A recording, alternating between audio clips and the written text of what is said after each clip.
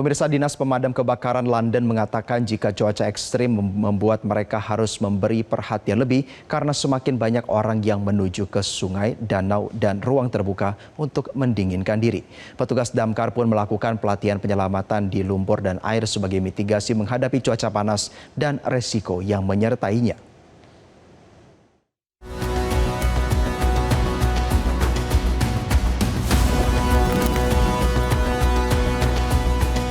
Cuaca panas ekstrim membuat warga mendatangi sungai, danau, dan ruang terbuka hijau. Tujuannya adalah untuk mendinginkan diri.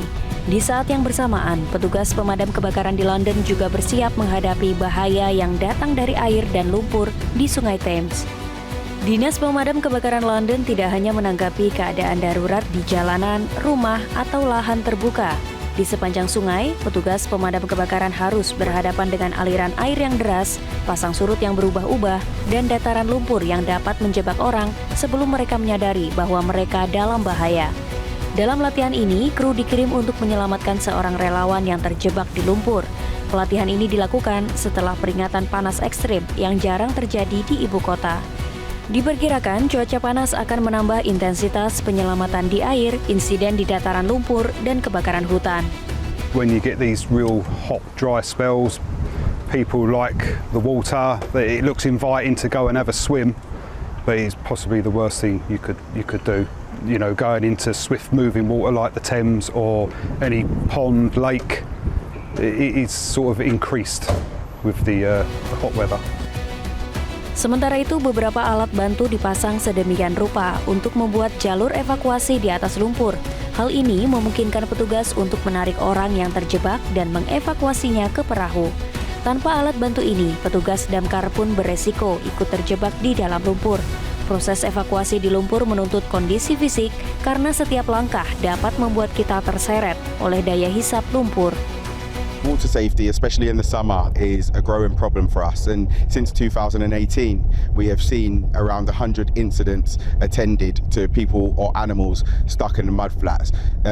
Erith Pier, where we are today, is one of the most common places we get called to, but additionally we have Barking Riverside, Newham and Greenwich are the areas where we see most of these calls. Sungai Thames juga bisa menipu para warga yang berenang.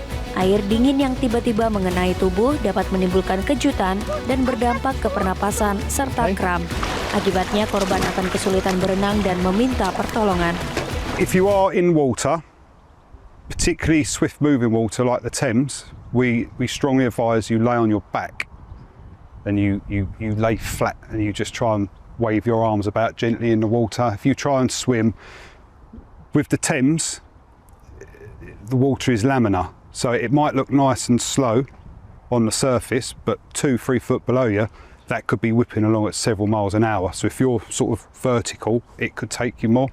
So if you just try and lay on your back, point your head to the direction you'd want to travel to, it should take you to shore. Di London, jarang terjadi peringatan panas yang terlalu ekstrim. Meski demikian, para petugas damkar tetap bersiaga dan bersiap untuk periode cuaca panas lebih lanjut dan bahaya yang menyertainya.